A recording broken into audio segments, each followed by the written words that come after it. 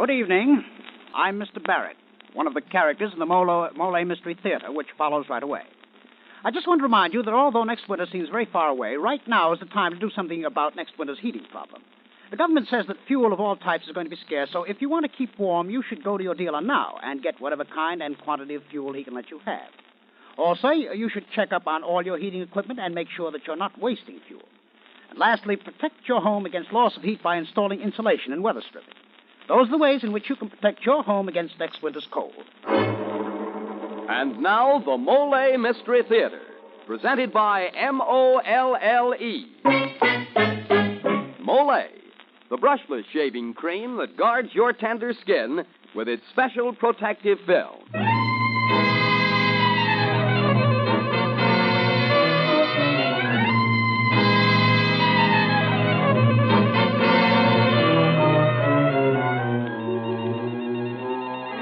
Good evening, ladies and gentlemen. This is Geoffrey Barnes welcoming you to the program that presents the best in mystery and detective fiction. Tonight we bring you an unusual tale of the supernatural by Oliver Onions entitled The Beckoning Fair One. It is a gripping study in human terror, the eerie story of a strange rebellion and the terrible consequences that followed. So here it is, The Beckoning Fair One.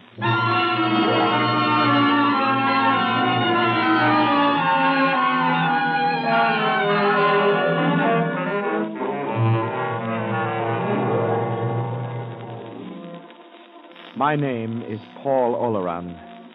I'll tell it from the beginning, just the way it happened. I don't ask you to believe it. Just listen. I was working on my new novel, Romilly, when I decided to move. I looked over a couple of places and finally discovered one I liked. Of course, it's not a new house, Mr. Oleron, but we'll do the place over for you any color you like. They're certainly quaint-looking rooms, aren't they? Plenty of atmosphere here. You writers will have your atmosphere. Are you sure you won't reconsider about taking the whole house, I mean? You never know who might rent the other floors, you know. Well, if you don't mind my saying so, Mr. Barrett, you're not likely to have many people interested in living in this old relic. Oh, it's not as bad as all that. But I rather like the idea of being the only tenant in this venerable mansion. Just as you like, Mr. Oleron. Leave it to me, Mr. Barrett. I'll make my corner of it cozy enough.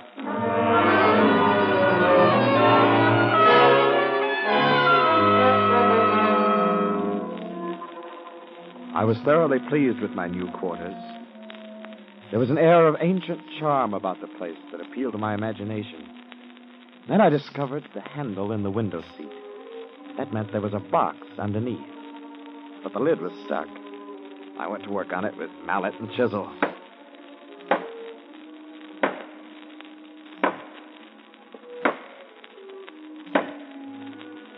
Paneling rang and vibrated. The whole house seemed to echo. Finally, I loosened the lid and pried it out.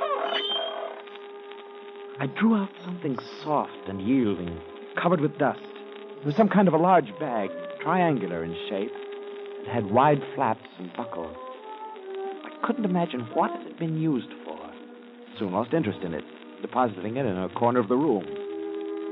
Then I set about removing a large nail from the bottom of the lid. I spent the rest of the afternoon putting my manuscripts into the box. In the evening, Elsie Bengo paid me a visit. Elsie worked on a newspaper, and she was always enthusiastic over my work, especially the new novel, Romilly. Well, Elsie, what do you think of the place? Oh, I don't know, Paul. I like the last place, in spite of the black ceiling and no water tap. How's Romilly coming? Not very well. Are you stuck? Yep. Can't seem to get on with it.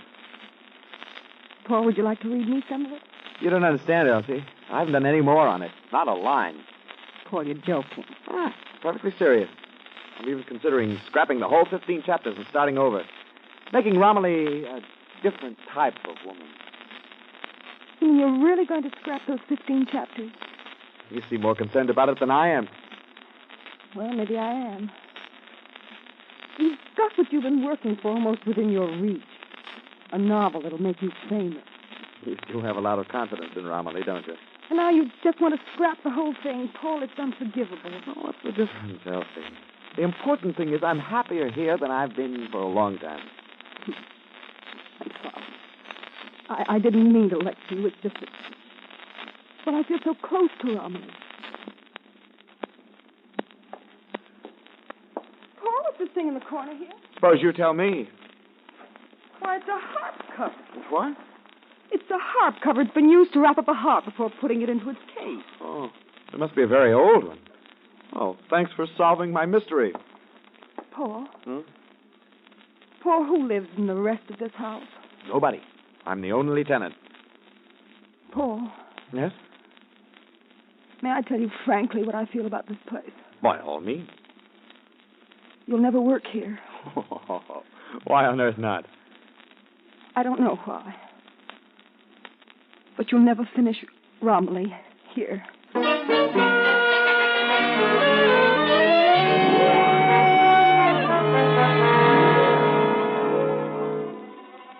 That night, I sat by my fire, pondering over Elsie's prophecy.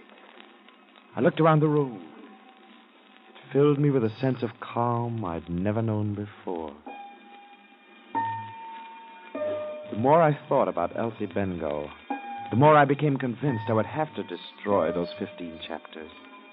Unwittingly, I'd put too much of Elsie into my character of Romilly. And those qualities I disliked in Elsie Bengough, I found objectionable in Romilly. Then I became aware of the dripping water tap in the kitchen.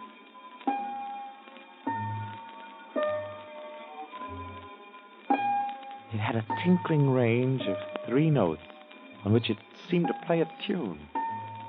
In my mind's eye, I could see the gathering of each drop, the little tremble on the lip of the tap, and the tiny musical sound of its fall. I found myself waiting to hear each drop over and over again.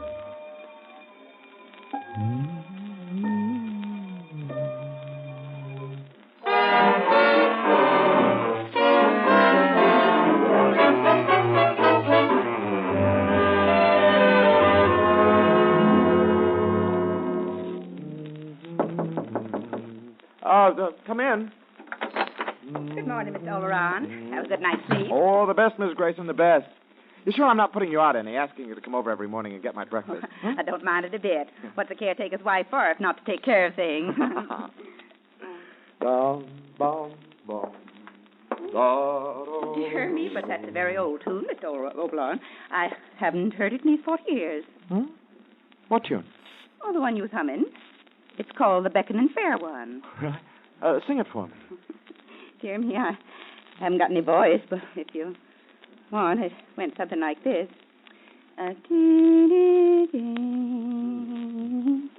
Very, very pretty. They do say it was sung to a harp. The tune must be at least 100 years old. And I was humming it? Indeed you were. This is odd. I thought I heard that tune last night, dripping from the kitchen faucet. Silly idea. A faucet singing.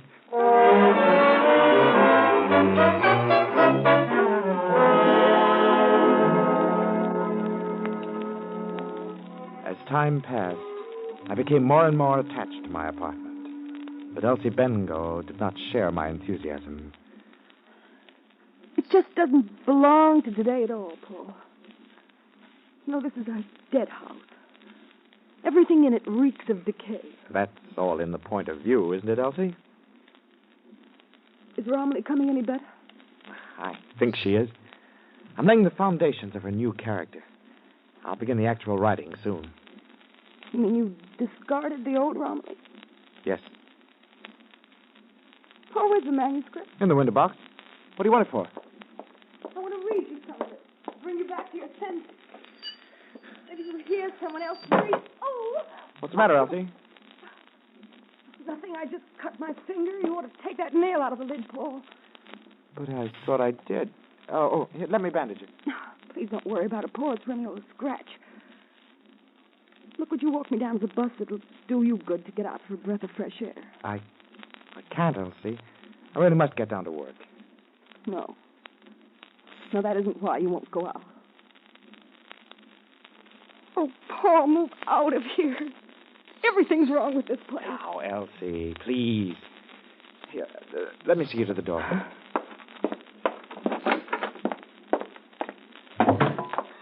Elsie! This step. I put my foot through Oh, it. you poor girl. It's so funny. Elsie. First this nail and now this step. Oh, Lord, it's so funny. Elsie, let me help you. No, don't let me go. Elsie. Please let me go away. I'm not wanted here.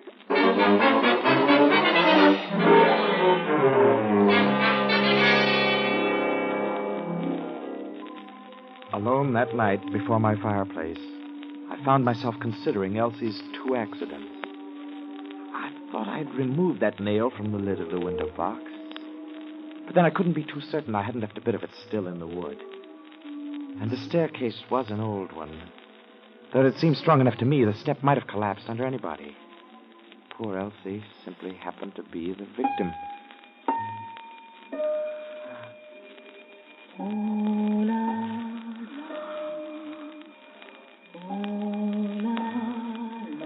Now my imagination was beginning to play tricks with me. I actually fancied I heard my name in the sound of the dripping water tap. I laughed at myself. That's what came of too much thinking. Suddenly, I stopped laughing.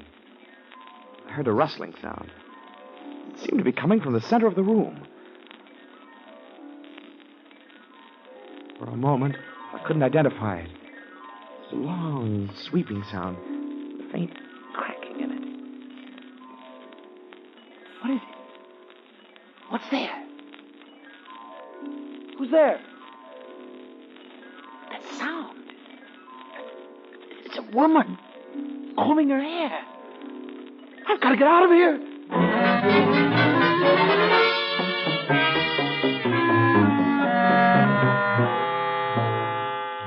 I fled the house. I walked for hours in the cold, clear night. Gradually, my fear left me. I began to laugh at myself. Why, of course I hadn't removed that nail. Of course the wood in that step had been rotted through. As for the invisible woman brushing her hair, I'd been dreaming too much, that was all. It was morning by the time I got back to the house. I hadn't been to bed at all. I was tired. I found Mrs. Grayson, the caretaker's wife, waiting for me in my room. I took the liberty of coming in, Mr. Oran, seeing as the door was open and you weren't home. I've been out for a walk. You needn't bother about breakfast this morning, Miss Grayson. I'm not hungry. From now on, Mr. Oleron, you'll have to make other arrangements for getting your breakfast. What? I won't be setting foot inside your door again. Well, why? What's the matter? I'm a respectable woman, and I'll not be serving a man who makes a habit of entertaining ladies in his room. Ladies?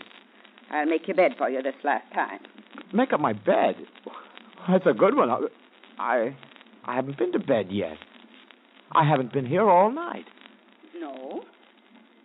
Well, somebody spent the night here, Mr. Oleron, because your bed's been slept in.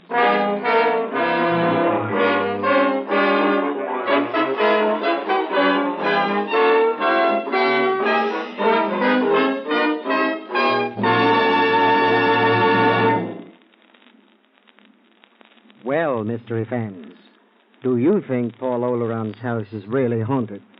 Or is he bewitched by his own imagination? And is there anything he can do to save himself? Yes, Mr. Barnes, there is. Listen to me. I was once bewitched, but I was saved by a magic word. A magic word? What word? Listen, my face was bewitched. Every time I shaved, I used to get invisible little nicks and scrapes. But then I learned the magic word. Molle! Well, gentlemen, there is something magical about the way Molle protects your face against irritating little nicks and scrapes. But there's a common sense reason behind it. You see, Molle has a special protective film, a slick, smooth, moist film with more real body and substance than light, fluffy cream. Molle gives your razor something to ride on. Your razor rides along smoothly from the first stroke to the last without pulling or tugging at your whiskers. And then Your tender skin gets the very best of protection against aftershave burn and irritation. Molle is made with ingredients of assured quality, ingredients that meet the official U.S. pharmacopoeia requirements for medical purity. So, gentlemen, try Molle, the brushless shaving cream that puts face protection first.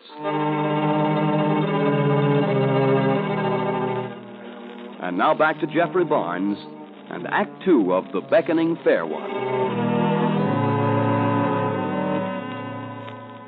Paul Oleron, writer, had not been in his new living quarters long before strange things began to happen.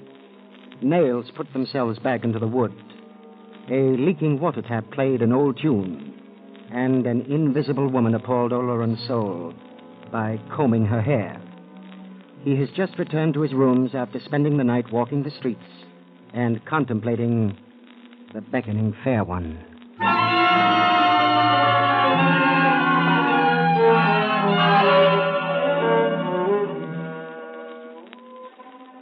I looked at the rumpled bed. The sheets bore a distinct impression, as if somebody had lain on them. I knew that I hadn't been near the bed since Mrs. Grayson had made it the day before. I was face to face with it now. Something inhabited my room. But what? I was seized with a desire to know the thing, find out what it was. I lay down on the bed and tried to figure it out. It was becoming clear to me now that the key lay in my half-written novel, Romilly. Or rather, in both Romillys, the old one and the proposed new one. Looking back over it, I realized there was almost passionate hatred in the way the new Romilly had supplanted the old. Somehow, all this was related to Elsie Bengough. One thing was certain. Elsie must not come inside this house again. That afternoon, I saw her coming up the walk. I hurried to meet her outside.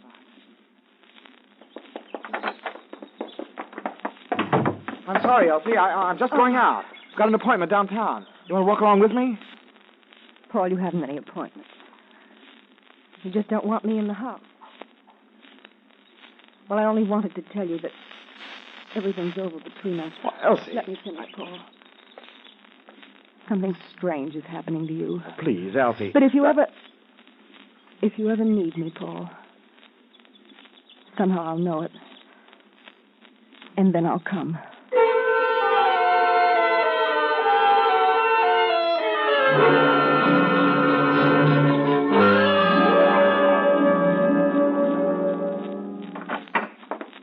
Sorry to bother you so late, Mr. Barrett. There's something I've got to ask you. Oh, glad to be of help if I can. Yes, as renting agent for the house, you'd know something about the previous tenant, wouldn't you? Yes.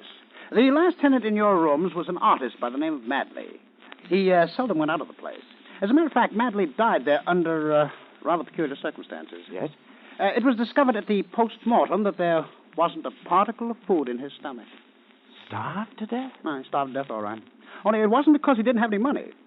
You see, they found a bank book in his room proving he had $10,000 in a New York bank. Suicide, then? By starvation? It's rather an uncommon form of suicide, isn't it? Then why? Why? I don't know, Mr. Oran. Nobody ever found out.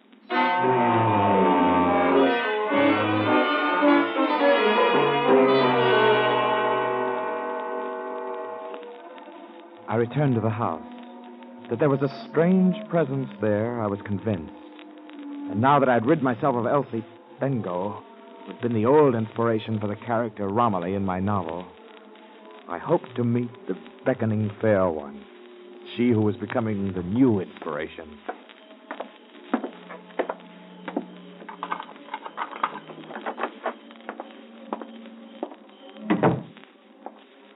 Once inside, I had to be calm. Convince her that I didn't care whether she appeared or not. I lit a candle in the bedroom, drew down the blind, took off my coat, and stooped to get my slippers from under the bed. I straightened up. Reflected in the mirror, I saw a gleam of light in the center of the room. It moved up and down through the air. It was the reflection of the candle on my comb. And each of its downward movements was accompanied by a silky, crackling rustle.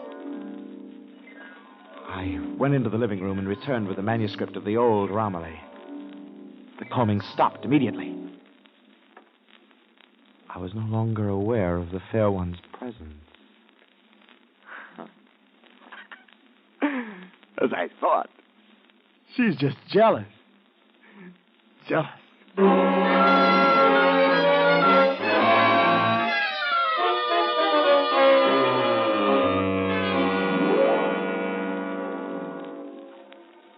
Night after night passed, and still I did not see her.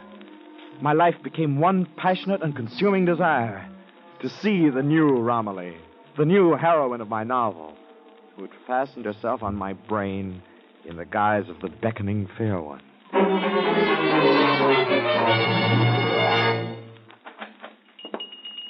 Yes, sir? What can I do for you? I want a bouquet of roses. Yes, sir. Got some beauties today. Beauties for a beautiful lady, huh? Here's a nice bouquet. That one will do. Nothing like roses to win the heart of the fair one, eh? What'd you say? I was just making conversation. You said something about the fair one. Just a manner of speaking, sir. I didn't mean any offense. Oh, of course not. I'm sorry. I'll take those flowers now, and I want you to deliver a bouquet of these to my house every morning for the next 2 weeks.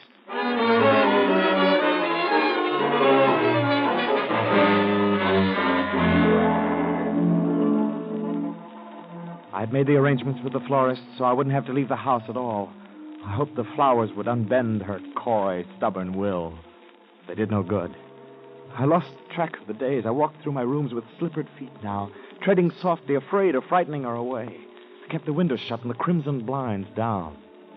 In this enticing, flower-laden place, I waited for the beckoning fair one.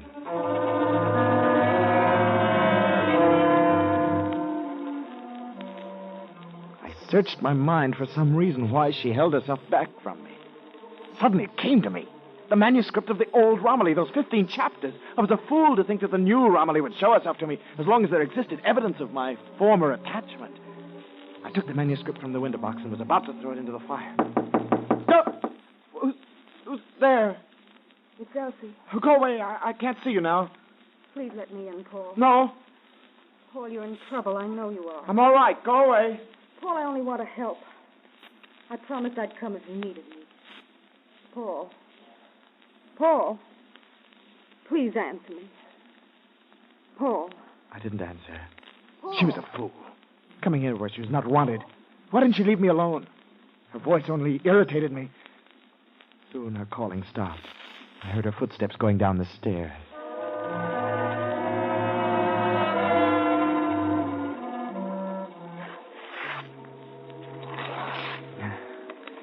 Destroyed the manuscript of my old novel, Romilly, page by page.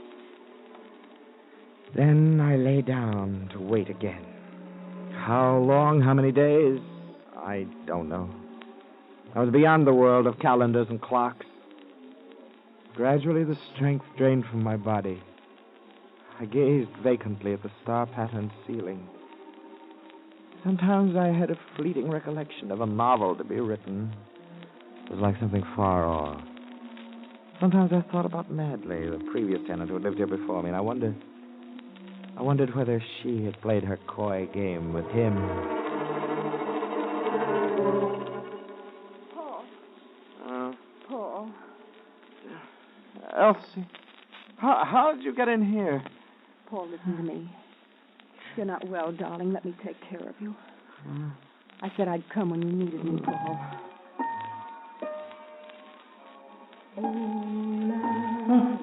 Wait.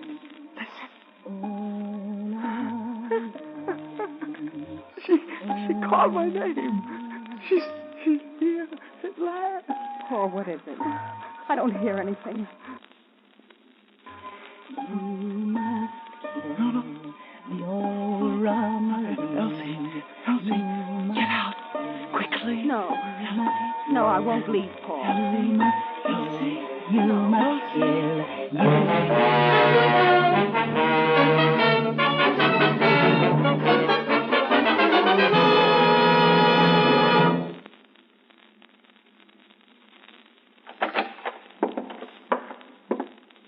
Now, up here on the second floor, you've got 4 big rooms. Plenty of light and air. Certainly a quaint-looking place. Say, isn't this the part of the house where that writer lived, the one who's being executed tonight? Yes, this is it. What was the name of that girl he murdered? Elsie Bengo. Of course, it's not a new house, but we'll be glad to do the place over for you. The water tap leaks slightly, but it won't bother you.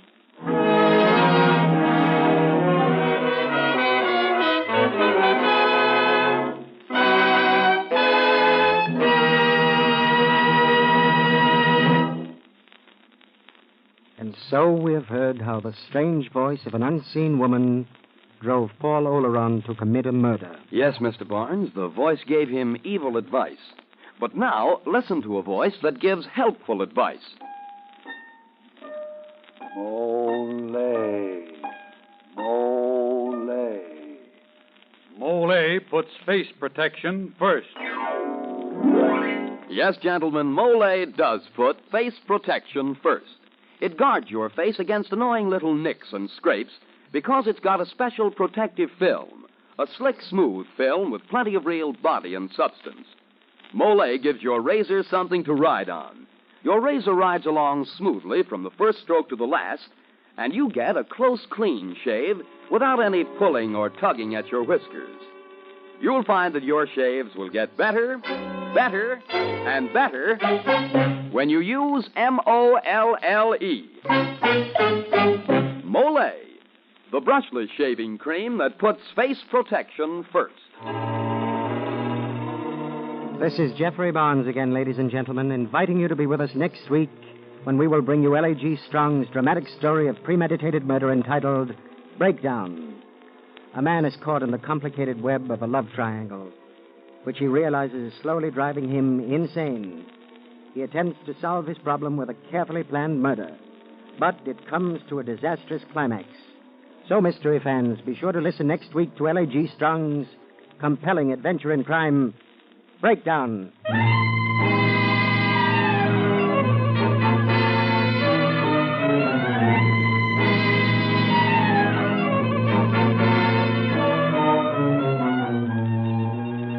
The original music for the Molle Mystery Theater is composed and conducted by Jack Miller. The Beckoning Fair One was written by Oliver Onions and adapted for radio by Eric Arthur. Until next Tuesday, this is Dan Seymour saying good night and good shaving with the brushless shaving cream that puts face protection first. Molle.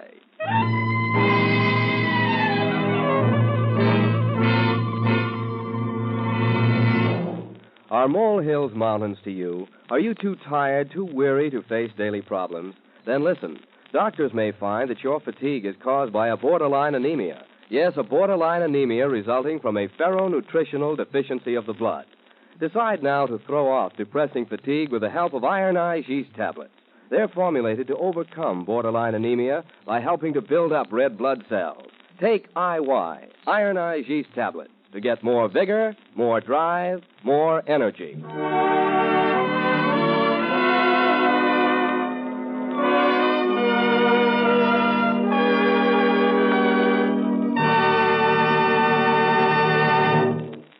This is the National Broadcasting Company.